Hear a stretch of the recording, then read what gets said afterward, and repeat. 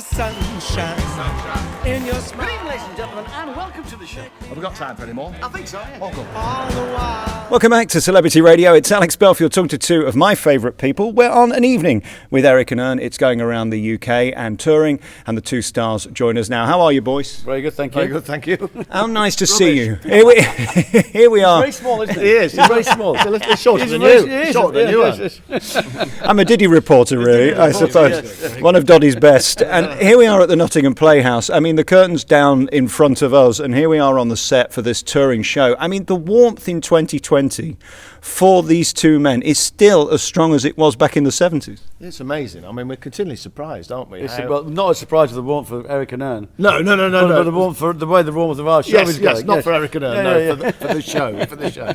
No, I mean, Eric and Ernie are beloved to the British public and always have been. And They really are. I mean, when we started, I was just a normal fan of Eric and Ern, and it was just we started this job because of him.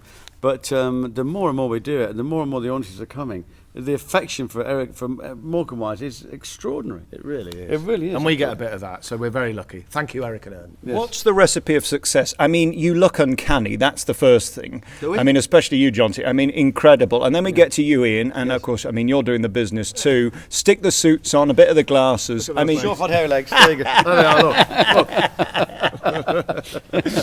what is it? Comic timing, the look, put the two together, or the script? It's all of the above. And our friendship, really, Yeah. I think, isn't it? I mean, we've been mates for 35 years. We met at drama school. So, I mean, that's the little bit of magic dust we always say. Yeah, right? exactly. We've laughed at the same things. And you lost your hair, especially, didn't you? I did, yes. Shut up. But you shrunk. I was 6'3" when we started, so you know. He hasn't shaved his legs, so I have to stick hairs on. What's the recipe of this show that makes it such a success? Is it the fact that we immediately love you before the curtain's gone up? It's a big factor, isn't it? The warmth towards these two men. There's a real buzz when we're waiting to come on. They're ready, aren't they, for the off? It's a really good question actually, because some of the audience go sat there going, "Go on then, be Morcambe wise, I dare you." Oh, yeah. And other people buy into it straight away. But after 5 minutes, we have to say generally the whole audience just let it go and enjoy the show, and it really works. I think Eric and Ernie, as I said, they were loved by everybody, and their comedy is timeless because it's just funny. It's not. What's great about it is it's family. Anybody can come and see this show. Mums, dads, kids, grandparents, all ages, and they all laugh at the same joke, don't Yes, they? yeah. Hopefully. Yeah. And then your friendship. I mean, you've worked all over the world literally for 472 years. I mean, fundamentally, the friendship is what makes it work. It was good till then. wasn't It was good going till really then. well, and then he ruined it. No, it's it is our friendship. It is. And Eric and Ernie's friendship, they met when they were boys, so they grew up together. We never grew up. Well, you haven't. No, That's the joy. And we laugh at the same thing. There's a lovely interview with Eric and Ern. Oh, yeah. And the real Eric and Ern. And in it, Eric says, "Well, he makes me laugh, and I make him laugh." And that was their basis of their That's what friendship. keeps us going. We still laugh at the material. All these great hits that we're doing of Morcambe Wise's material, and we do a line run before the show, and we still laugh. in the don't same place. we? It's extraordinary, and the audience know what's coming. But it makes it even better for them because they're so excited about it. They sometimes say the punchlines before we do. We do. But we do feel this real warmth coming across. And you do something, because there's this emotional connection. Because they're remembering, the ones who do remember watching it with mum, dad, granddad, grandparents, the family, all those years ago. And when we had 3 channels and we all sat in front of the TV as a family and watched the TV show. I mean, does that happen anymore? I don't think it does. No. But so it takes you back. That shared experience. That's why it works. I think. Definitely. And I think, Plus the fact that he's not bad at being Eric. and he's got all the accoutrements that Ernie ever had, haven't he? Of the what? I can't say it again.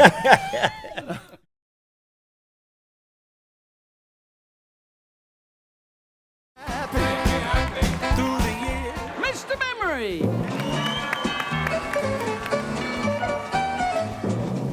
Arsenal. What are these? Bongo. Just watch it. That's all. What are these? They are bongos. Well, does he know you've got them?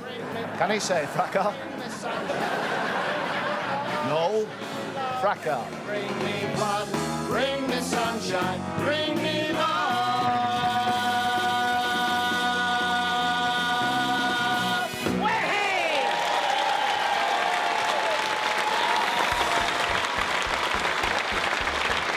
It really got to me tonight. It was superb. I think this should be garlanded with awards for this.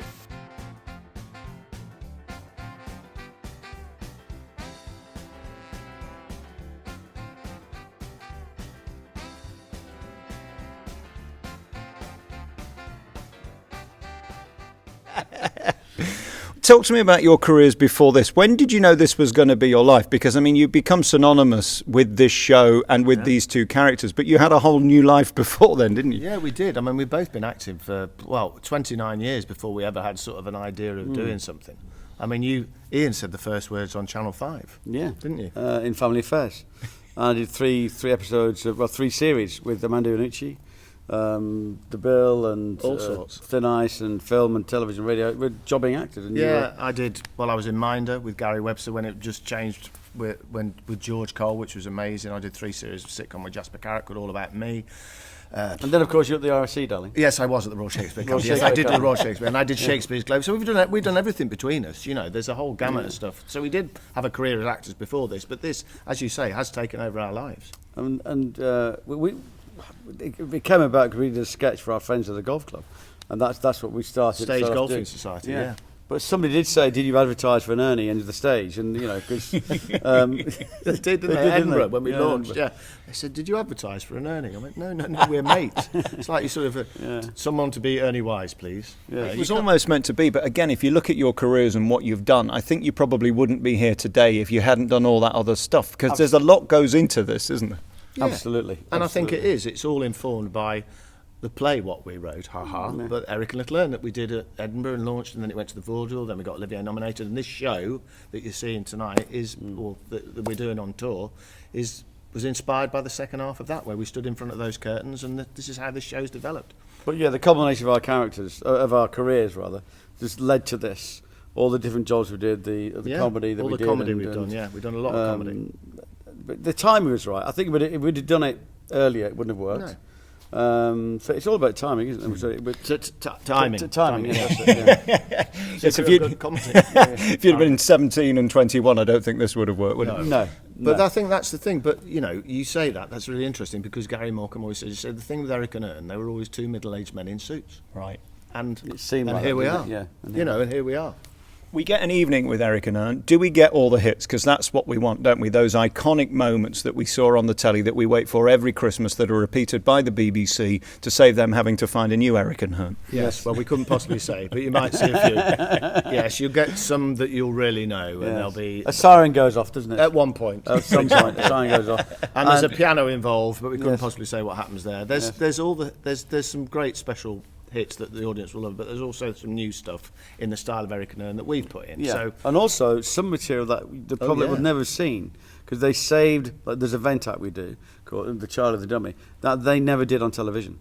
They saved some stuff for their live act, and there's one recording of it which is at Fairfields Halls in 1977. I can't remember when it was exactly. But anyway, it's the only existing recording of their live show, and we've studied that and watched that and the family and the Morcambe Wise estate gave us permission to do that, so we're very honoured to do that, because it's, as Ian says, you know, it was never seen on television, because television eats up your material. You can't, you know, they have to always do something new. They wanted to keep that back, didn't they, for their tours? And of course, Eddie Braben was the main writer for Morcambe Wise, and we did a show and showed him a video of us just before he died, and he gave us permission to use any of his material. So that was incredible. And we pay royalty to his widow Dee, who we've come very close to as well. So it's been an amazing journey, really, to start off. And now we're close to Gary and Gail Morcambe, and we've been to the house in Harpenden, haven't we? They've been very supportive. Been brilliant. I think people forget as well that they were a live act. I mean, this was not two people who only did TV, a bit like Ant and Dec, who just are TV stars. These were a live act that happened to do TV that ended up just being iconic. Yeah, they were variety artists. They were variety theatre stars, really. Well, we talked about this. They started out as boy performers. They met them when they were 13 years old, and they were working as a double act for 20 years before they got any success. Yes. So they'd earned their spurs, and they'd learned how to do comedy by making mistakes, by watching other people. dying.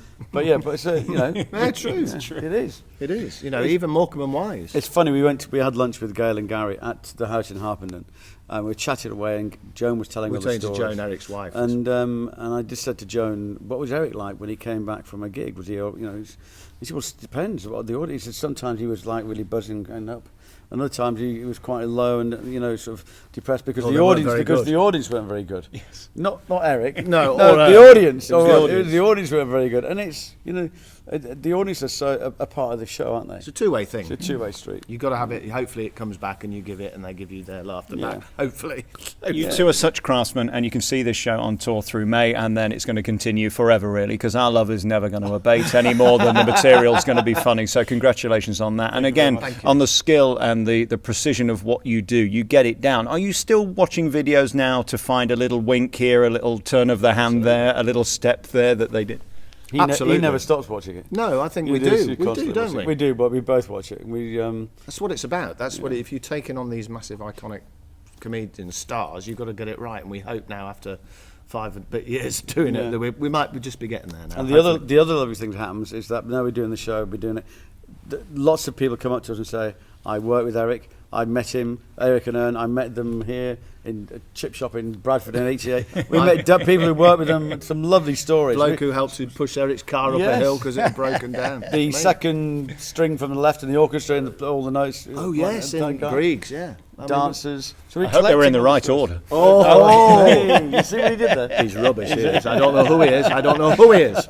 Do you know, as you did this interview as yourself, you did the glasses 3 times. Are you aware you do that? He's a funny chap, isn't he? I don't like him now. No, you're right. Yes, I know. If I've got them on, I do start. I can't help. Brilliant. John T. Ian, thank you so much. An Evening with Eric and Ern tours the UK, and you can get tickets and see this wonderful show with two icons brought back to life for 2020, and you're keeping their legacy alive, and that's wonderful. Thank you for your time. Thank you very much. Cheers, Thanks, Alex. Thank you. Thank you. Cheers. Who is he? No idea. Do you get paid? I don't know. No.